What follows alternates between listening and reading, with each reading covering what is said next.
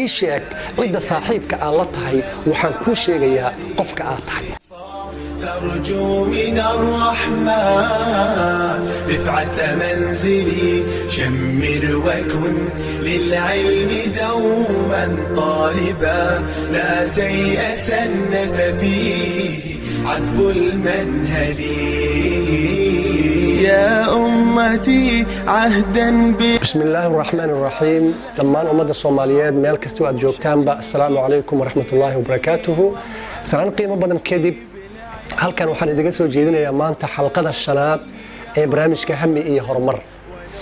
xalqada shanaad waxay ku saabsan tahay mid kamida toobiyada ugu qatarsan oo qofka bani aadana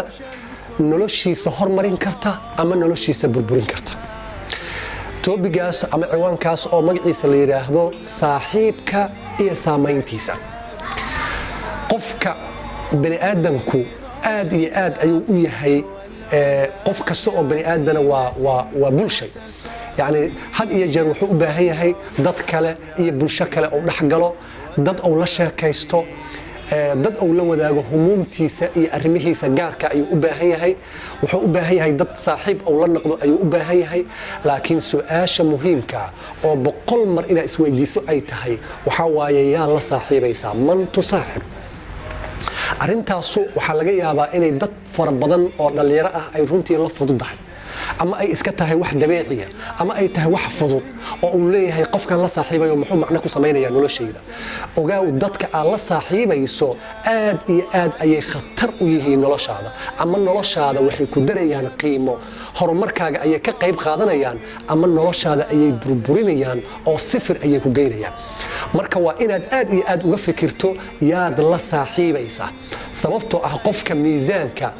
halbeega lagu cabiro qofka bani aadana waxa waaye dadka uu saaxiib leeyahay. waxaa jirta oraax caana oo dhahaysa ii sheeg cidda saaxiibka aad la tahay waxaan kuu sheegayaa qofka aad tahay. يعني أراهداس وأراه runtii aad iyo aad qatar u ah. maxaa loola jeedaa qofka dabcan waxa lagu qiimeeyaa dadka uu la joogo, dadka saaxiibka uu leeyahay, dadka uu la sheekaysto, xataa haddaan la aqoonin dadkaas hadday yihiin dad wanaagsan, dad khayrka ka shaqeeya, dad fiican, asigana waxaa loo rajaynayaa inuu dabeecadahaas uu leeyahay. haddii dad xun uu la saaxiib uu leeyahana dadkaas xun uunbuu ka mid noqonayaa oo iyaga dabeecadahooda ayuu yeelanayaa. marna ha ku fikirin inaad tiim xun iyo dad xun dhaxda uga jirto adigana badbaado aad iyo aad ayay u yar tahay. aad ayay u yar tahay sababtoo ah saaxiibku waa ku saameynaya. fiiri, haddii wax kale saaxiibka xun haddii wax kale uusan kuu dhimin waxaa dhib kugu filan inaad qof xun aan la joogtaa dhib kugu filan. sumcad sayi'a ayaa ka kasbanaysaa, sumcad xun ayaa ka kasbanaysaa. haddii qofka fiican aad la joogto wax kale hadduusan kuu gelinna inaad qof sumcad fiican la joogto oo saaxiib la tahay intaas ayaa sharaf kugu filan. marka saaxiibku nolosha bani aadamka wuxuu ku leeyahay saameyn aad u ballaaran oo ama horumarkiisa ayuu ka qayb qaadanaya, ama qofkaas inuu burburo oo nolosha ka dhaco oo eber uu noqdo ayuu ka qayb qaadanaya. that's why rasuulkeena calayhi salaatu wasalaam oo aad iyo aad nooga digay oo rasuulku uu dhahay calayhi salaatu wasalaam iska fiiriya cidda la saaxiibaysaan. rasuulku wuxuu dhahay almar'u ala diini khaliilihi,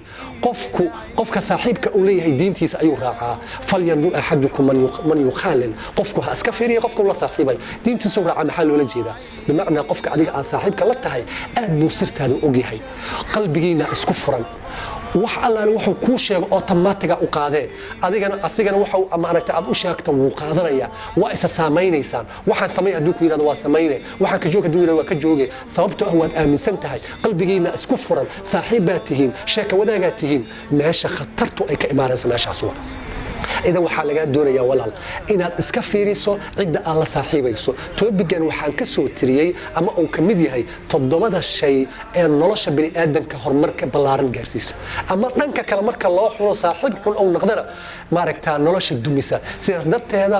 hadda laga bilaabo كفكر دب uga fikir dadka aad saaxiibka la tahay, dadka aad la joogto, dadka aad la sheekaysato, dadka qaxwada aad la fadhiisato, dadka aad sheeko wadaaga tihiin, dadka aad sirta u sheegato, man hum yihiin. iyaga ayaa lagugu qiimeynaya. hadduu saaxiib xun yahana bahol ayuu ku gelinayaa, hadduu saaxiib wanaagsan yahana khayrka iyo wanaaga ayuu ku horseedayaa oo waxa waaye sababtiis ayaa jannada isla wada gelaysaan. hadduu xun yahana meel xun iyo naarta ayuu ku wadaya iyo meel aan wanaagsanayn alakhilaa'u bacduhum libacdin caduwun ila almuttaqiin yacni dadka saaxiibada aha waa cadow yowm alqiyaama marka la tago oo saaxiibada xun ahay ilaa ilaahay kuwa ka cabsada mooyaane kuwaasu meel fiican iyo wanaag ayay suntii iskula jiraan sidaas darteeda waxaa lagaa doonayaa inaad saaxiibka aad xulanayso si fiican runtii aad iyo aad u xusho oo aad sababtoo saaxiib xun kam min annaas imise qofood ayaa saaxiib dartiisa u lumay bal weydii dadka xabsiyada ka buuxa waxaad weydiisaa yaa sabab idigu ahaay inaad xabsi gashaan waxay ku dhihi doonaan saaxiib bal weydii dadka jaadka cuna yaa mijintii ugu horeeyay oo jaadka ahayd yaa siiyey waxay ku dhihi doonaan saaxiib bal weydii dadka sigaarka cabay yaa haashka ugu horeeyay ku siiyey oo sigaarkan kugu tallaalay waxay ku dhihi doonaan saaxiib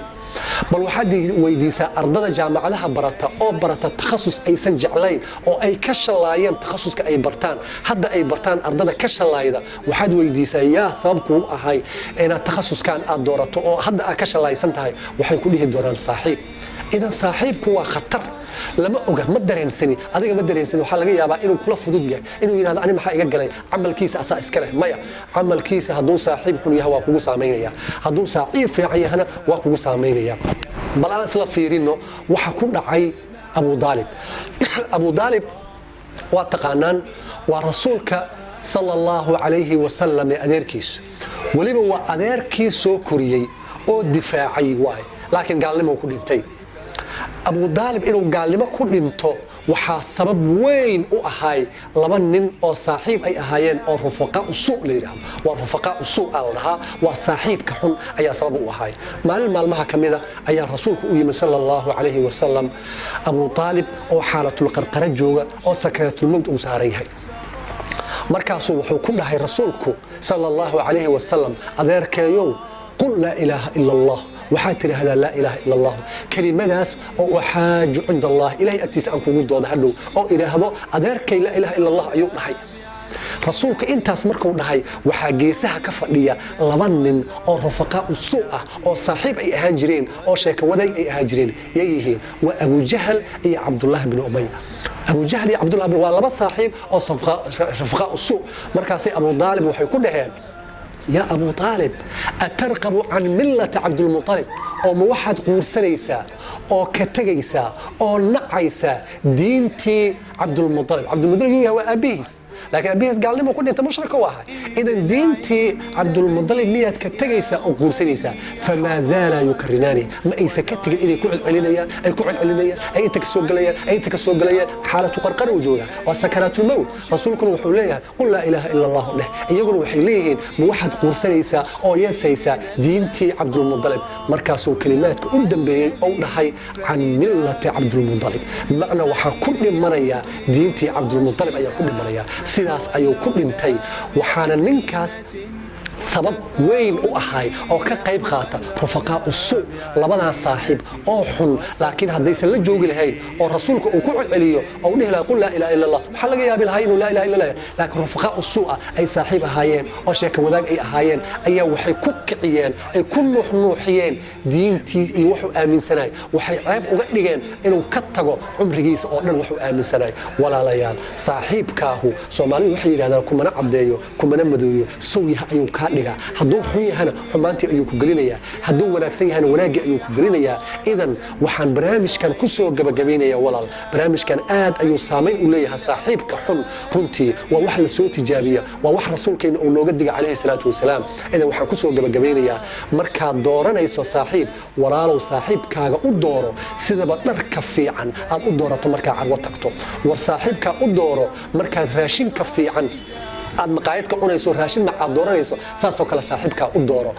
war markaad wax cabayso cabitaanka u fiican ayaad doorataahe saaxiibka ugu fiican noloshaada u dooro sababtoo ah saaxiibku